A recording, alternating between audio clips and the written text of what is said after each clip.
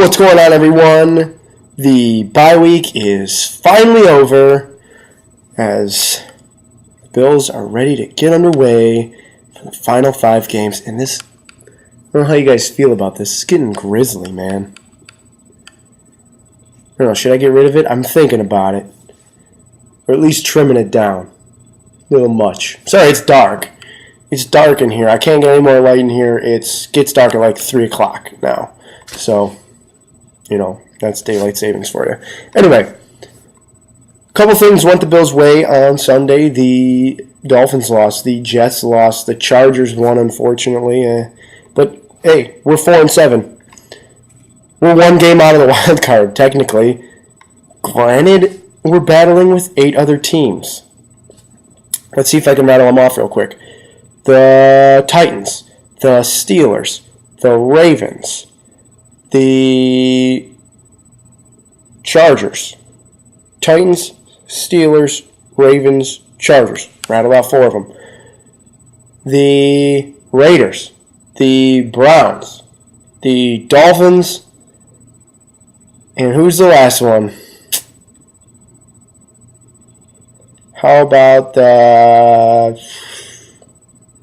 Did I say the Jets? I don't know. Okay, I tried to rattle them off. But that means, there you go. There's 9 teams battling for what essentially amounts to 1 spot because either Denver or Kansas City is going to win the division and the other one is probably going to get the wild card. Although, for some strange reason, I feel like Kansas City could lose out. It could happen. They lost Tom Holly. They lost Justin Houston. They don't look as good defensively at all. And Alex Smith isn't going to win shootouts. But that's neither here nor there. We're here to talk about the Bills taking on the Falcons, who are the first team to be eliminated from playoff contention. So there's that. The Falcons seem to have quit. I think they've quit. They don't care anymore. They were supposed to be good. They're not good. They are running for the bus. And believe me, teams actually do that. And they are the definition of. I mean, they played a pretty good game on this past Thursday against the Saints. They lost. They only scored 13 points at home.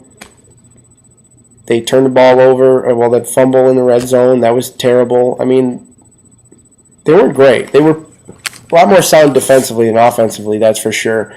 And I think that plays into the hands of the Bills because the Bills are more sound defensively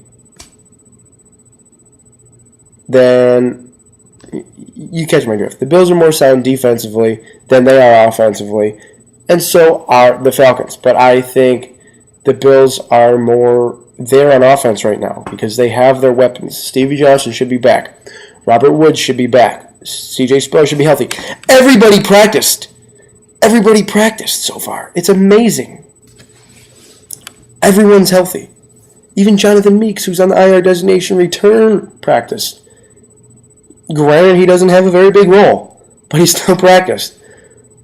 So, the late bye week played into the hands of the Bills a little bit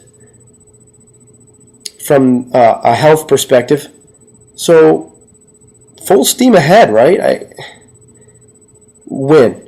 It would be disappointing, very disappointing, to lose to Atlanta. Granted, it's in Toronto. Therefore, it's not a home game. Hey, NFL schedule makers, let's make a dome team go to Buffalo in December. Wait, better idea. Let's make them go, the Atlanta Falcons, a dome team, to Toronto in December and play in a dome.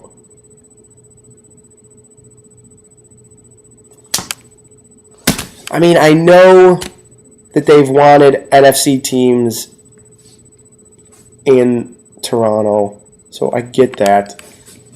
But come on, man. That's like the primary thing that I'm nervous about is the fact that the game is indoors and Atlanta usually plays indoors. If this game was in the Ralph, I would feel much, much better about it, but I could see the Bills letting this one slip away. God, I hope not. Atlanta still has some weapons offensively. They still have Matt Ryan. They still have Steven Jackson, who can be an effective runner. Jacquizz Rodgers is a nice third down option and a nice receiving back. Roddy White is somewhat healthy. I feel pretty confident with Gilmore on him. And they have who's a rookie, Darius Johnson on the other side, who McKelvin should be better than. I think the matchup to watch is the slot matchup. Nickel Roby on Harry Douglas, because Harry Douglas has been catching passes left and right for lots of yards, gets lots of yards after the catch, and he could be very effective because sometimes the Bills have trouble in the slot. But Nickel Roby has been much better. But the name Jeremy Curley just comes to mind. I feel like that guy just kills the Bills. Some slot receivers just murder the Bills. T.Y. Hilton did. Of course, that was in a punt game, I guess. That was last year. I just feel better on the outside than I do up the middle, I guess. Up the middle of the field. Still confident in the defensive line. Mario's hasn't getting as many sacks, but I think he's experiencing double teams. He is opening things up for Darius, Kyle Williams, Alan Branch, etc. It's a great effort all around by the defensive line. Very excited about that. Atlanta has had a shuffled offensive line, to say the least. They keep trying different combinations, but they're not terrible on offensive line by any means. They're pretty good at protecting Ryan. They're good at keeping him upright, keeping him tall in the pocket. And when he has time, he can throw to anybody, really. But the lack of Julio Jones is tough. Be interesting to see, I think, what do you think? Aaron Williams is probably going to take Tony Gonzalez. There's a big matchup. Aaron Williams, maybe Kiko Alonso and certain packages. That's a big thing. Because that would be who Matt Ryan would obviously prefer to go to, him and Roddy White. So, they have to be wary of that. I think if they can just make Atlanta one-dimensional, don't let them go to the ground on you and start beating you with Jackson. Bottle him up early, get them frustrated because they quit. They're failing, like I said earlier, they're failing to meet expectations. They know that, they're disappointed, they just want to go home. And I'm sure a trip to Canada really isn't on there. No offense to Canada or Toronto, great city. But I'm sure it's really not on the top list of things that the Bills even want to do, let alone the Falcons. So, beat them. Beat them the best way you know how. Run the football. Spiller. Jackson. Here's the thing on Spiller. There was a lot of thing about him not hitting holes against Pittsburgh. Maybe that's it. Against the Jets, I don't think there were many holes for him. The Jets' run defense is good. Sheldon Richardson is good. Muhammad Wilkerson is good. David Harrison, the linebacking core, is good. They're good at clogging the holes. I'm not too concerned about that. I was frustrated with it, obviously. The fact that Spiller and Jackson had a combined 25 carries for 40 yards. But the Bills still scored 37 points, so you can't be mad. They pounded the Jets and didn't have to pound the football to do it. But if they control the clock against Atlanta, which seems obvious, seems like one of the... Oh, you always want to control the clock. One part was, I don't think controlling the clock is a big deal. It's always a big deal. But I think that this week it's a bigger deal more so because you don't want Atlanta to do that to you. Because Atlanta's not a good team. They're 2-9. You got to beat a 2-9 team. I don't care who their quarterback is, how talented their positional skill players are. We got to beat them. Like I said, you Spiller and Jackson, Stevie and Woods are back. I like that for EJ because he seemed to be comfortable, at least with Woods. I know when Stevie's been healthy, EJ hasn't, and vice versa. When EJ wasn't healthy, Stevie was, and now they're all there. So let's get this thing clicking on all cylinders. Let's do what we know how. Let's run the football like the team we were in the first couple weeks that was third or fourth in rushing. Throw when we need to. Effective use of play action. Let's do it. Let's do it. Let's beat the Falcons. Because I know we can. Basically, if you look back at last week against the Jets and the mistakes they forced Geno Smith to make and the pressure they put on Geno Smith, and you saw what kind of flip-flop reversal that was from the first time they played the Jets. They weren't getting pressured. Justin Rogers was a cornerback. What a difference that makes. And Geno's terrible. And then he was terrible again this past week against the Ravens because they did the same thing. They got to him. Get pressure. And any quarterback is not the same under pressure, even Matt Ryan, even Peyton Manning. And we saw that on Sunday night, didn't we?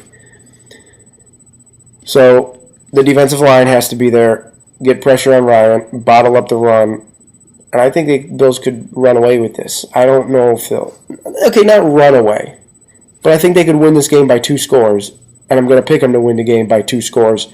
And I'm probably shooting myself in the head for that Sunday night. This game's at 4 o'clock. I have to wait for it. Hate it. But I'm going to pick the Bills to win this game. And I'm going to pick them to win it.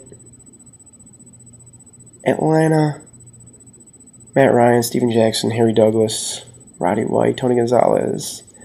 They're good for 17 points. 27-17. Give me that. Atlanta's been banged up on defense. They got some good players. Asante Samuel, Sean Weatherspoon.